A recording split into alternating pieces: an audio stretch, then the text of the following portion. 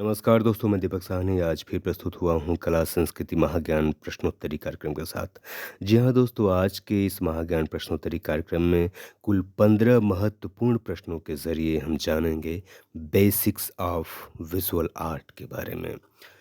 तो देर न करते हुए हम लेते हैं इस कार्यक्रम का प्रथम प्रश्न। दो बिंदुओं के बीच की दूरी को क्या कहते हैं?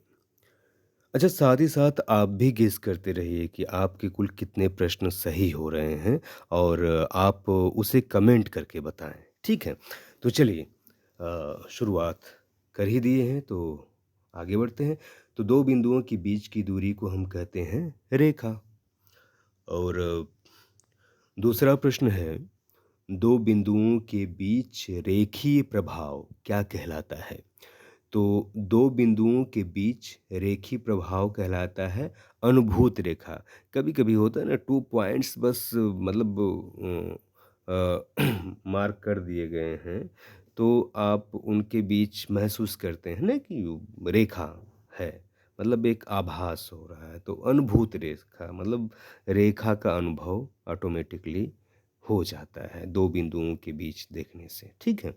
तो इसीलिए कहते हैं ना कि 2 बिंदुओं के बीच की दूरी को रेखा कहते हैं और इसी तरह से 2 पॉइंट्स सिर्फ़ खींच दिए गए, लाइन नहीं खींची गई है मतलब एक्चुअल लाइन नहीं खींची गई है। वास्तविक रेखा नहीं है तो आप आभास कर लेते हैं तो उसको अनुभूत रेखा कहते हैं या आभासी रेखा कहते हैं। चलिए हम लेते हैं इस कार्यक्रम का तीसरा प्रश्न। एक स्थान से विभिन्न दिशाओं की ओर जाने वाली रेखा को क्या कहते हैं? एक बार फिर से, एक स्थान से विभिन्न दिशाओं की ओर जाने वाली रेखाओं को क्या कहते हैं? तो वो रेखाएँ कहलाती हैं एक पुंजीय रेखाएँ। जैसे आप मतलब एक पॉइंट से देखते हैं ना कई रेखाएँ प्रसारित हो रही हैं, मतलब बहुत सारी रेखाएँ जा रही हैं एक ही पॉइंट से, तो उसको एक पुंजीय रेखाएँ कहते हैं। एक पुंज की तरह एक ग्रुप कह सकते हैं। पुंज मीन्स ग्रुप, समूह, ठीक है? तो और इस कार्यक्रम का चौथा प्रश्न है, कर्णवत रेखा क्या प्रदर्शित करती है? तो दोस्तों हर तरह की रेखाएँ कई तरह की होती हैं और जो जितने भी प्रकार की होती हैं, वो सारी रेखाएँ कुछ न कुछ भाव प्रकट करती हैं। मतलब कुछ न कुछ इमोशंस को एक्सप्रेस करती हैं, ठीक है? तो हमें ये भी जानना आवश्यक है। क्योंकि बहुत सारे कॉम्पिटिटिव एग्ज़ाम्स में ये चीज़ें पूछता है और ना भी पूछे, वैसे पूछता तो है ही, ना भी पूछे तो हमें जानकारी तो होनी चाहिए, ठीक है?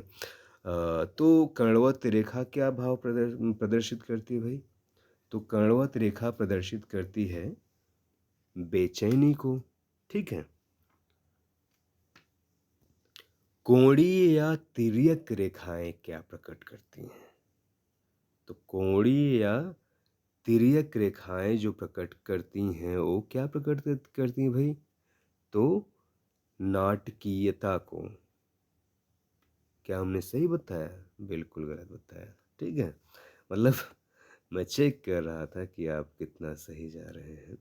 तो आपने सही उत्तर तो सोच ही लिया होगा। कोणीय या तिर्यक रेखाएँ क्या प्रकट करती हैं भई? असुरक्षा, ठीक है? असुरक्षा का भाव आता है, उत्पन्न होता है वो ऐसी रेखाओं को देखने से। प्रवाही रेखाएँ क्या प्रदर्शित करती हैं? देखिए आंसर काफ़ी दूर टाइप हो गया है। तो एक्चुअली वो दूसरे पेज में चला गया है। तो प्रवाही रेखाएँ क्या दर्शाती हैं? तो प्रवाही रेखाएँ गति को दर्शाती हैं ना। देखिए जब होगा तो ज़ाहिर-सी बात है वो गति ही होगा ना, प्रवाह होगा मतलब गति है उसमें तो गतिशीलता ही तो दिखाएँगी ना। तो प्रवाही रेखाएँ क्या दर्शाती हैं? गति दिखाती हैं, ठीक है? 7वां प्रश्न है, आकांक्षा का भाव किससे प्रकट होता है? आकांक्षा समझते हैं ना? इच्छा, ठीक है? डिज़ायर, ठीक है? डिज़ायर है। तो सिगमंड फ्रायड ने कहा है ना art is the expression of hidden desire, तो वही डिज़ायर। तो आकांक्षा का भाव किससे प्रकट होता है? तो आकांक्षा का भाव प्रकट होता है भैया बताइए जल्दी से।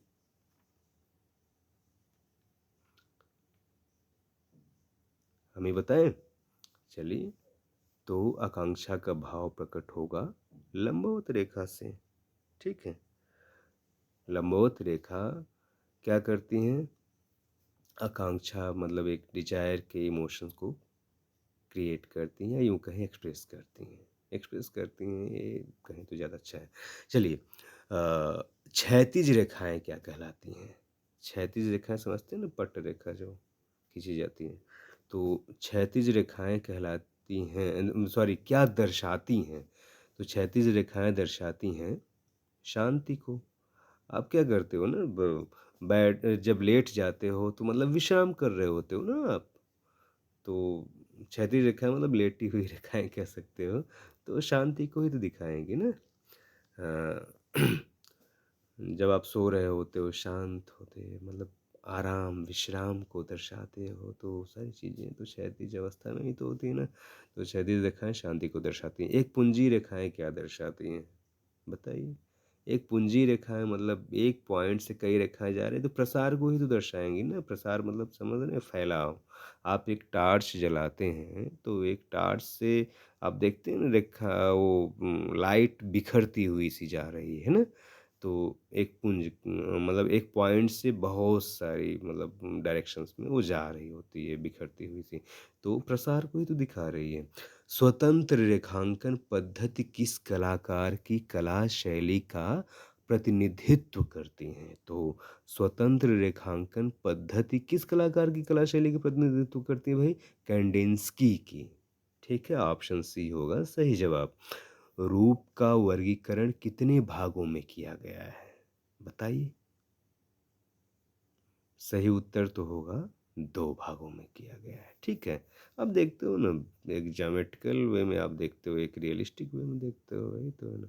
तो रूप का वर्गीकरण कितने भागों में किया गया है? 2 भागों में।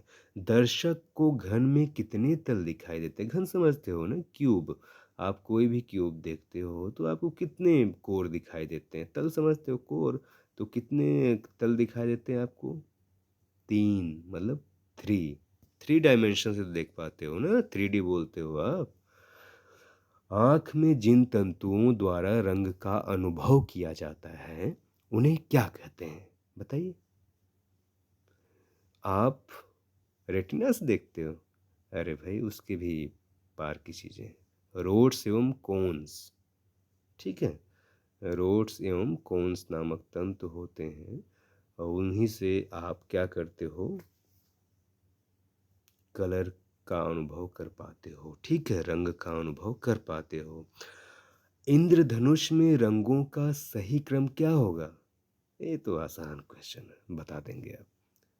विवग्योर नाम सुना होगा ना? नाम तो सुना होगा हैं? तो विवग्योर। रंग क्या है? रंग प्रकाश का गुण है, ठीक है? Colour is virtue of light. तो चलिए आप colour is virtue of light के साथ ही हम करते हैं गुड नाइट। तो आज का कार्यक्रम यहीं हम समाप्त करते हैं और हम जल्द ही हाजिर होंगे बेसिक्स ऑफ विजुअल आर्ट का पार्ट 2 लेकर, ठीक है? तब तक के लिए दीजिए इजाज़त और आप सभी को धन्यवाद। और जानकारी अच्छी लगे तो आप लाइक कर दीजिएगा यार और उसके साथ ही साथ कमेंट करके बताइए आपने कितना सही किया था, ठीक है? क्वेश्चन का आंसर और उसके साथ ही साथ आपको वीडियो अच्छी लगी हो तब भी कमेंट कर सकते हैं और कुछ त्रुटियां रही हों तब भी आप बता सकते हैं। आपका स्वागत है क्योंकि हमें अपनी कमियों से ही सीखना चाहिए ना। तो ऐसा भी बता सकते हैं, वैसे हमने कोशिश की है कि कोई मिस्टेक न रहे इसमें। ठीक है? तो चलिए ठीक है। आज बस इतना ही। धन्यवाद। बाय।